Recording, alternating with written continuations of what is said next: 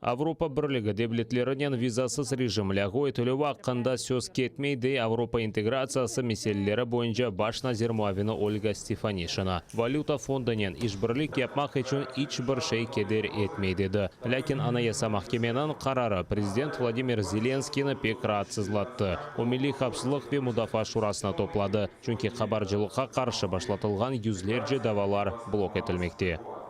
Найголовніше, ми не розуміємо, а який сюрприз Конституційний суд зробить завтра чи післязавтра. Чи ви впевнені, що через те, що вони бачать і чують зворотність, зворотню реакцію суспільства, що вони зупиняться? Я не впевнений в цьому, тому що я не знаю, ще раз я цього почав, я не знаю, хто за цим стоїть. Я не впевнений, що всі судді Конституційного суду самі дійсно вирішили зробити те, що вони вчора зробили. Вірніше сказати, скоїли. Так? Милли қапсызлық ве Мудафа шурасынан планы декларациялар реестріні açып Анаяса махкемежелерінің намускерлығы аққында қанун лейхасына азырлап дерал юқары шураға бермектір. Парламентте бойле қанун лейхасы енді қайттан кечірілген. Юқары шура спикері Дмитрий Разумков қайдеткенне көре қануни севиеде епсі қабаржылыққа қаршы механизмлеріні сақламақ керек. Я впевнений, що достатньо швидко буде реакція як з боку парламенту, як з боку президента, і ми будемо вирішувати, скоріш за все, на законодавчому рівні, допрацьовувати ті механізми, які є сьогодні, для того, щоб ця система продовжувала працювати, тому що дозволити сьогодні собі її зруйнувати не може ні влада, ні держава в цілому. Анаяса махкемесінің ел башчысы Александр Тупицкийнің фікіріне көре бұл Анаяса деврімідір. Бөле шекілді президент месулетлікні парламентнен бөлменге істейдеді. Законом чи постановою, я не знаю, скасувати рішення Конституційного суду. Що тоді не указом президента? Нащо вовлікати парламент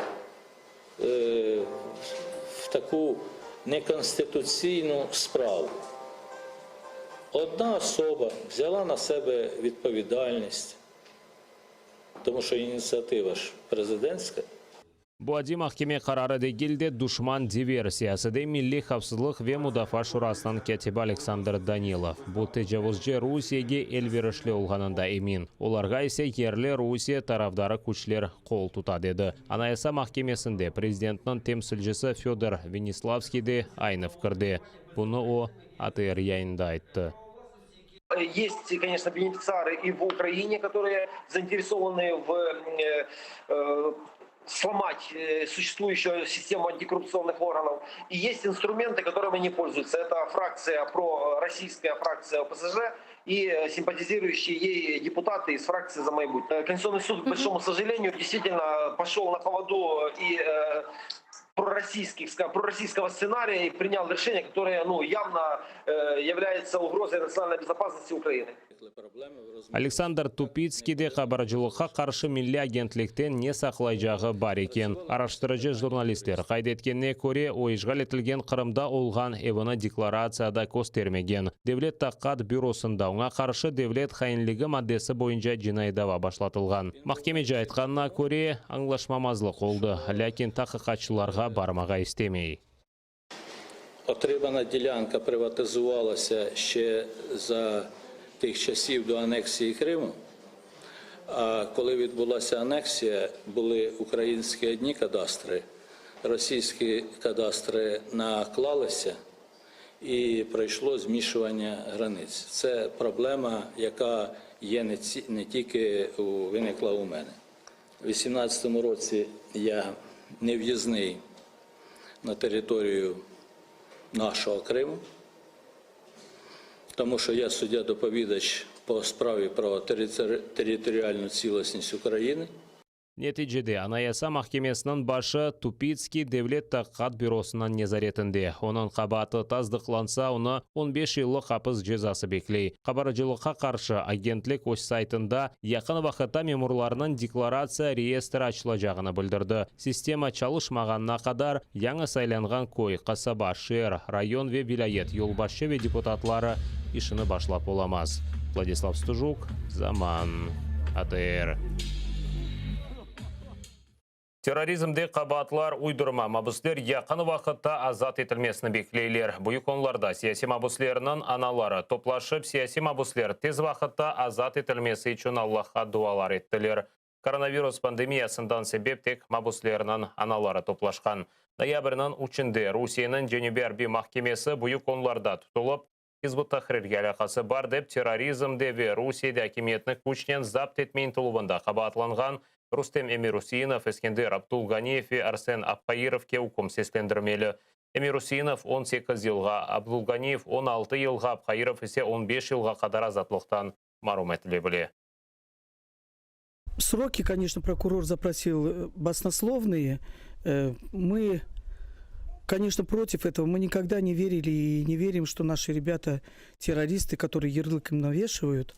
Вот. Мы гордимся нашими ребятами. Зная их на протяжении очень многих лет, мы можем сказать, что они отличные семьянины, богобоязненные ребята, трудолюбивые. Всегда в любой момент приходили на помощь. И то, что говорят о них, это все неправда и ложь. 49 лет, полвека на троих. Мы с этим не согласны. Это, иншаллах, мы уверены, что наши дети в скором времени выйдут. Беспредел, который причинили нашим детям, в скором времени исчезнет. И каждый понесет наказание. И мы с уверенностью уверены, что в один день откроются все врата тюрем, и наши дети будут на свободе. Мы их ждем, весь джамат, все родственники, и мамы, и папы, и жены с открытыми объятиями. Иншаллах, это случится скоро. Ишғал етілген ярмадада Қырым татарлар рус көветшілерінің есас нишаны. Қырымда сияси дабалар бойынша тақып етілген 105 кішіден 80-ы тамыр халық векілі. Бұна Қорчалайжы ве фаал Лутфия Зудиева мемориал ве Ақ Қорчалайжы меркезі ве Борис Немцовнан за свободу фонды тешкіл еткен төгерек маса топлашуында айтты. Зудиеванан сөздеріне көре бұл Қырым татарлар ишғалны танымағаны олған дини ве сияси бақышлары үшін интиқамдыр. Ишғалчылар систематик шекілде Қырым татарлар топлы яшаған ерлерде тарамалар кечіріп, давалар уйдырып инсанларға девамлапыс мұдетлеріні белгілейдеді. Устанавливается абсолютно авторитарная власть на полуострове, и она укрепляется с помощью сотен просто обысков, арестов, когда вооруженные люди в масках с автоматами в 4-5 утра врываются в дома мирных людей. Причем это происходит системно с 2015 года. То есть до сегодняшнего дня мы не можем говорить о том, что эти репрессии каким-то образом идут на спад или успокаиваются. Напротив, цифры растут, и у нас есть серьезное опасение, что вот все это будет продолжаться дальше. Қырым прокуратурасы сөзде Қырым самооборонасының 1300 иштиракчысына белгілеп олған. Бұл сене башындан қанунсыз арби құрылышқа алақасы олған 40 инсанға ве қанунсыз арби құрылыш тешкіл етуде 237 инсанға шеклену сеслендірілді. Бұл арби құрылыш иштиракчылары Русия арбилеріне Қырымны запт етмеге ярдым етіп бір чоқ жинайетлер япқан еді. Бұл жинайетлер әлі да тақық етілмеді. Украина НАТО комиссиясының топлашуында Қырым платформасыны музакире еттілер. Бұны Украина тышышлері назирінің бірінші муавине менеджіп бар хабар етті. Украина ортақларына Қырым платформасы тешкіл етілгені ақта айтып, регионда Русияның тежаузи сиясеті аққанда тариф еткен. Жеппар Авропа тыш қызметінің сияси меселелері бойынша мудир Энрике Мора иле көрішкені вақыт Қырым платформасыны Авропа бірлігіде қошылмаға азыр олғанны білдірді. Онен Қырым ишғалден азат етілмесі ве ярмадада инсан ақлары бозылуы тоқтатылмасы үшін Авропа бірлігінің қошма чарелері желп етілмесіні музакире еткенлері. З нетерпінням очікую можливості використовувати наш статус партнера з розширеними можливостями для ще й більш розширеної співпраці з НАТО, особливо в Чорноморському регіоні, і через ініціативу НАТО 2030. Донбасста тынч дегел. Екі Украина арби яраланды, екі арби атып өлдірілген. Бүгін Русия незаретінде олған женкеверлер граната атыжы құланып, Водяной жеварында Украин арбилері позицияларына ұжым еткен. Екі арбины Русия нишанчылары атып өлдірген. Кешкен күн девамында душман күчлері 5 кере атешкес режиміні бозған. У районі Водяного ворог двічі відкривав вогонь зі стрілецької зброї та ручного протитанкового гранатомета. Внаслідок прицільного обстрілу позицій українських захисників зі стрілецької зброї один військовослужбовець Об'єднаних сил отримав вогнепальне кульове поранення. У районі відповідальності оперативно-тактичного угруповання «Північ» поблизу населеного пункту Золоте-4 противник задіяв безпілотний літальний апарат для скидання пострілу ВОГ-17 над позиціями Об'єднаних сил, у результаті чого отримав вогнепальні осколкові поранення ще один український захисник. Қырым сыңырында тұтылған Украин арбии Добринскийге 2 айға апсты тұтуына девам еттіріп, қабатлауына сертлештірділер. Бұны арбийның адвокаты Ислам Велиляевға беретті. Добринский афион контрабандасында да қабатланды. Арбий қабатлауына танымай. Имайджа айтқанына көре, афионны яқалағанлары вақыт ташлағанлар. Украин арбийны Қырымның сыңырында Жоңғар койы янында майысының 30-ында ғайып олғаны белі олды. Тек бір қач күнден оны ишгалжілер яқалағаны белі олды. Оны сөзде Русия сыңыржылары қанунсыз кечувде қабатладылар. Украина мұдафан әзірлігінде Добринскіні Русия көветшілері қырсызлағаны қайдеттілер.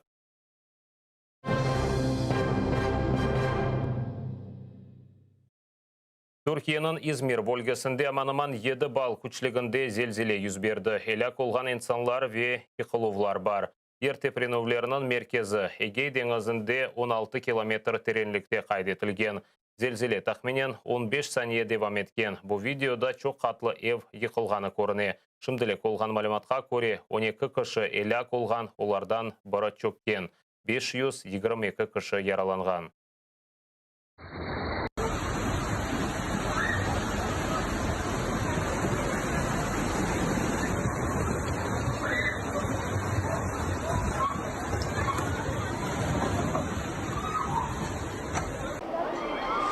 Birader durun! Sakin olun! Sakin olun! Sakin olun, sakin olun! Sakin olun arkadaşlar. İçeride iş yapıyordum. Bir anda böyle patır patır sallandı ve o an panikle çıkamayınca bir de daha çok kötü oldum. Hatta az önce bayıldım korkudan.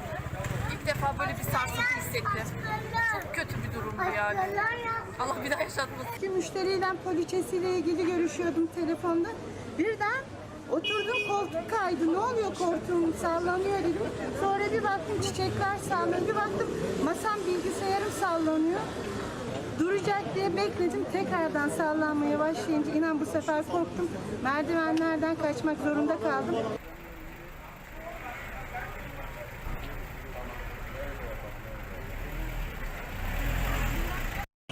Қыдыру операциясы девам ете. Елек олғанларынан сайысы арта біле. Түркияның ішкі ішлер назерлігінде қайдеткенлеріне көре зелзеле нәтижесінде 6 мескен ев йықылған. Құртарыжылар чатлақлары олған ев сакенлеріні тақлие еті. Түркия президент Режеп Тайып Эрдоған ертепренуы нәтижесінде зарар көргенлерге сабырлар тіледі. Зелзеле Түркияның бір чоқ ғарби бөлгелерінде дұйылған. Бұне берабел Бұлғаристан, Қыбырыс, Мысыр, Ливия ве Македонияда қайдетілген. Юнанистанның Самос адасында 2 кіші елек олған, 8 кіші яраланған. Украинада кечкен күн девамында коронавирус хасталығына ұғыраған инсанларының сайысы 8 бingna кечті. 173 инсан вефат етті. Житомир, Ужгород, Ивано-Франковск, Николаев, Полтава, Сумы, Ровно, Харьков, Хмельницкий, Чернигов ве Черновцы вилаетлері қырмызы зонада. Ешіл ве Сары зонада Херсон вилаетінің Бірхач районы. Ситуація достатньо напружена, тому ще раз звертаюсь до всіх українців. Будь ласка, дотримуйтесь правил, встановлених в країні, дотримуйтесь рекомендацій, встановлених Міністерством охорони здоров'я. Всі ці правила і рекомендації, вони направлені на одне. Це ваше здоров'я, збереження вашого здоров'я. Ишгал етілген Қырымда да 4 кіші коронавирус құрбаны олды. Пандемия башлығанынан берлі 196 кіші COVID-19 хасталығындан вефат еткен. Бүгін Ярмадада 296 яңы хаста қайдетілген. Тек Ақиярда бір күнде 80 хаста белгіленді. Бұл саатқа hazırolgan sonki haberimizi hepinizge hayırlı akşamlar ve rahatlık günleriniz tinch kechmesini tileyim. ATR'den ayrılmanız ko'rishguncha.